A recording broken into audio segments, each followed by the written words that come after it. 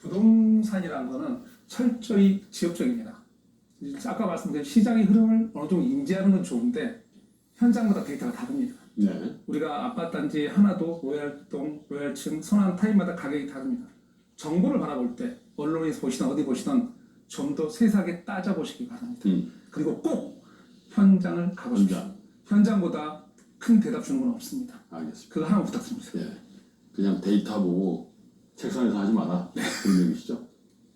자, 김인만 대표.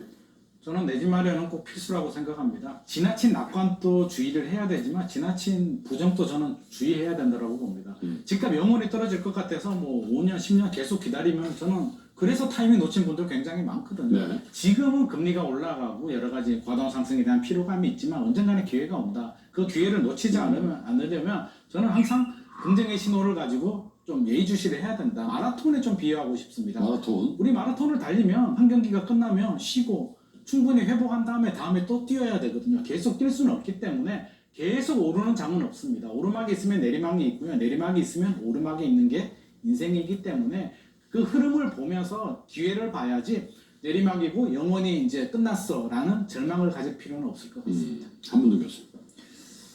대한민국 유일하게 전세제도가 있는데 우리가 이제 전세대출이라는 제도가 대한민국을 저는 망가뜨렸다고 생각합니다. 여러분 생각해 보십시오. 전세대출 정부가 보증서 줍니다. 대출은 은행에서 해줍니다. 이익은 은행이 챙겨갑니다. 사고가 나면 정부가 국민의 세금으로 전세 보증금을 대신 납부합니다. 그 전세 대출금은 갭 투자하시는 분들의 또 레버리지로 활용이 됩니다. 전세 대출이 악용되고 있습니다. 대한민국에서. 소유자가 부담할 투자에 대한 이자나 부담을 전세 대출을 가지신 분들이 대신 지고 있습니다. 투자 환경이 너무 좋죠. 막말로 하면 투기 환경이 너무 좋아진 거죠. 저는 개인적으로 국민의 주거 안정이 대한민국의 미래라고 생각합니다. 지금 우리 젊은이들이 갈 길을 못 찾는 경우가 많은데요. 젊은이 다시 살아나고 대한민국이 다시 살아나기 위해서는 전세 대출을 적정한 선에서 개혁하지 않으면 대한민국의 미래는 없습니다. 여기까지 말씀드리겠습니다. 네. 이광수.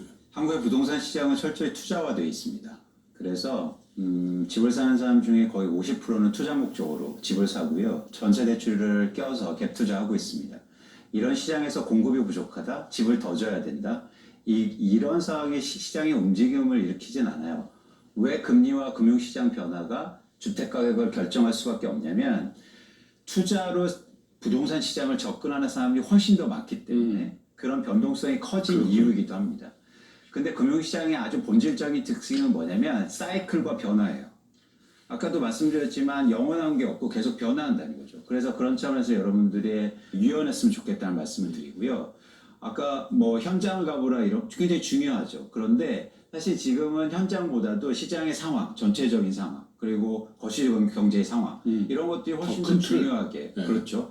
그래서 그런 부분에 대해서 여러분들이 훨씬 더 고민을 많이 하셨으면 좋겠다라는 말씀을 드립니다. 너무 지역적인 걸 보고 전체를 파악하려면 치명적인 실수할 수도 있다. 그렇습니다. 이런 말씀이죠. 시청자 여러분들의 어떤 주거의 문제에 대한 걱정과 함께 서로 보는 결은 조금 다르지만 그런 조언을 주셨던 것 같습니다.